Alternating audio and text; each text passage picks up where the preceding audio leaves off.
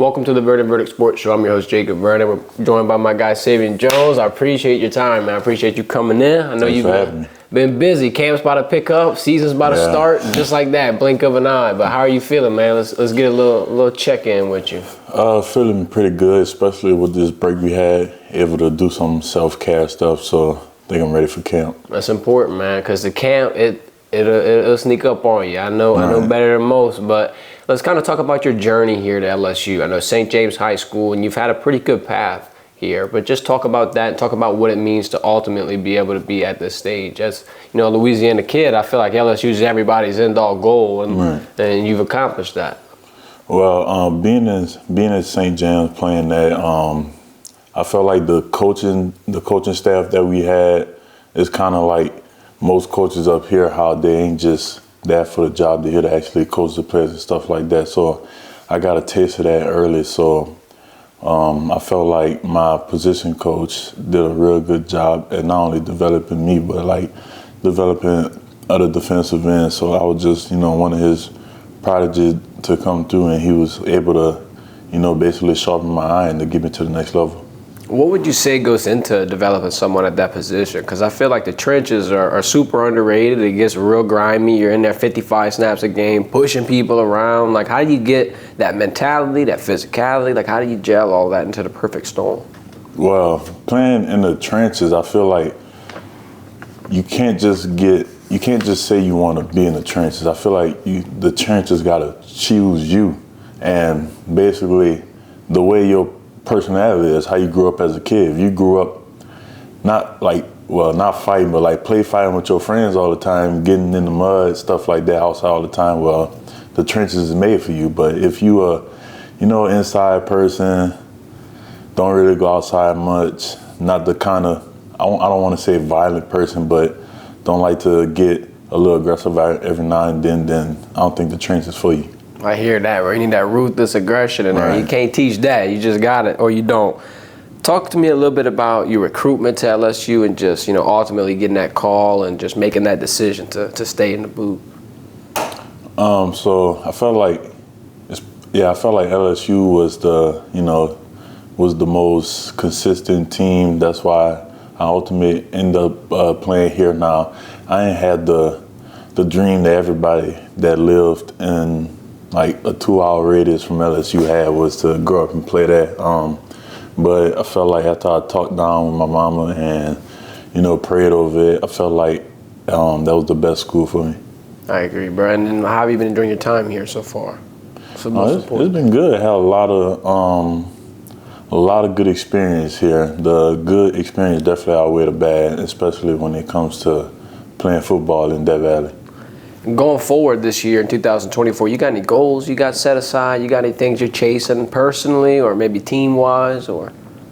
Well, team-wise, of course, we here to graduate champions. That's my goal, too. I want to graduate a champion. But if we're talking on a more personal level, then, I'd like to not only, and be able to improve my ability to stop on the run, but I want to be able to get up to the quarterback more. I felt like I was to my full potential like I was last year or the year before that, but I feel like after putting in more work in the off season, I feel like that's an attainable goal that I could definitely get to.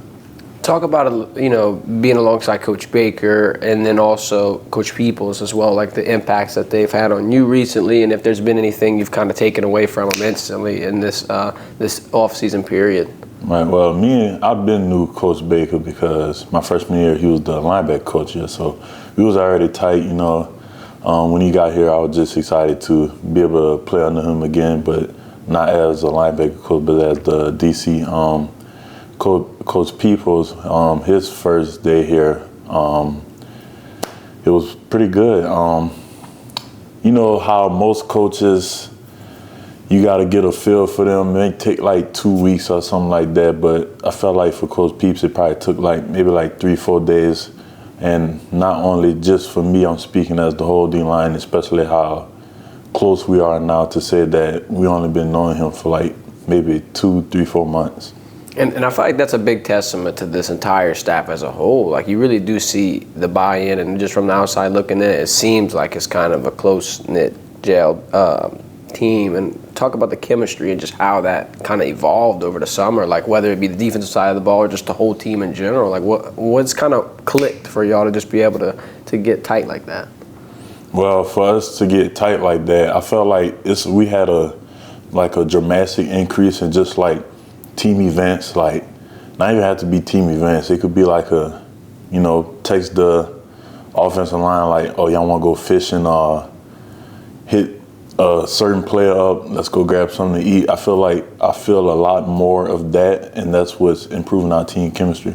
And I feel like that's big, because going into the year, being able to trust the people you're going to battle with, that's everything. And I mean, in this year especially, the 12-man playoff is wide open. All of these goals, personal goals, team goals, it seems more attainable than ever, especially in the last 3-4 year period. I think LSU is going to make that jump to the next level, and I feel like the chemistry and that side of it, that's going to be the biggest catalyst, because without that, it's not one heartbeat. You know what I'm saying? You've got to all be on the same page, and you've got to kind of always not necessarily improve together, but just work together all the time. Right. And with that being said, have you seen anybody that's kind of like taken you by surprise? Like, man, I not necessarily didn't expect, but just like this is a person that's maybe a younger guy or just came out of nowhere, and he's going to take the world by storm next season. Man, two people that's been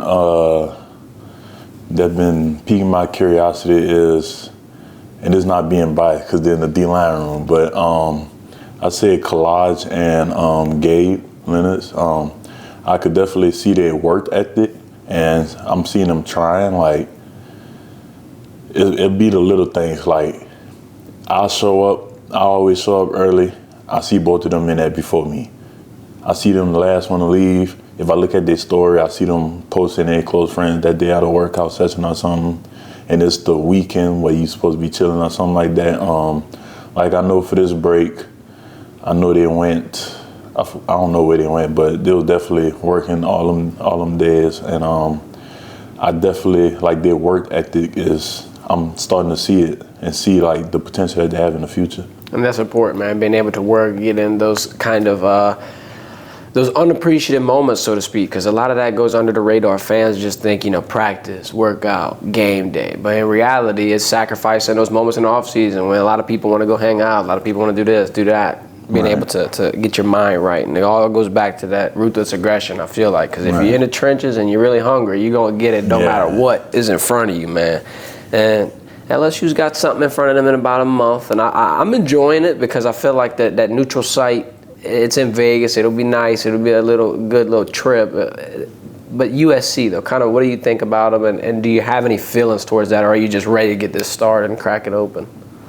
Well, I'm really ready to get it started and cracking. I want to break this this curse that we got always losing the first game. So hopefully, with it being a neutral site and our first opening season game, it'd be have a different ton of effects. Yeah, and I feel like let's just use the last 2 years as an example. People get real uber critical. I mean, LSU still gets double-digit wins, and you want to win game one. But I'm always a big optimistic guy. If it doesn't go the right way, it's not the end of the world. Like, you still can work some things out. You still can iron some things out. Quite frankly, Nick Saban said it best. You'd really want to get punched in the face earlier in the season, just so it don't happen later and everyone gets shocked. Like, more often than not, it helps rally the troops. But in this instance, I do think that LSU's got USC, and plus, I mean, it's Las Vegas, man. We're going to change it up. We're going to go to the West Coast. They might have their environment travel a little bit. It might be a little more USC than LSU, but what do you think about environments in general? Like, let's take neutral site out of the equation. Let's just bring home field environments. What do you think would be, let's say, your top 5 college football environments? Well, obviously, number one, LSU. I feel like another one, the rest is it's close. It's all close. So it's not like a huge gap in between. But from teams I played, from my own experience, I feel like the next to come in line is Ole Miss. Okay. Especially with this rivalry that we starting to get here in that, especially the last game that we played away. I definitely felt the fan presence. Following right behind them is Alabama.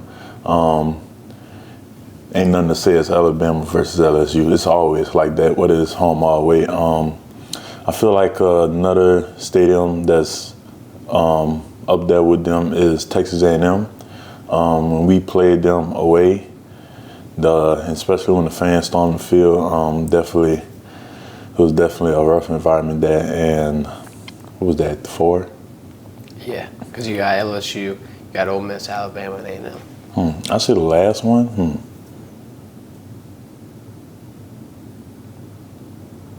I'm gonna say the last one, but it's not.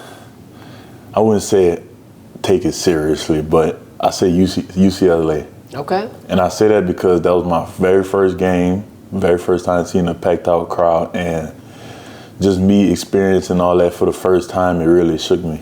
What was that experience like, being able to walk out in the field? Were you nervous? And if so, how you calm those nerves? Do you get nervous before every game? Like, what's that like?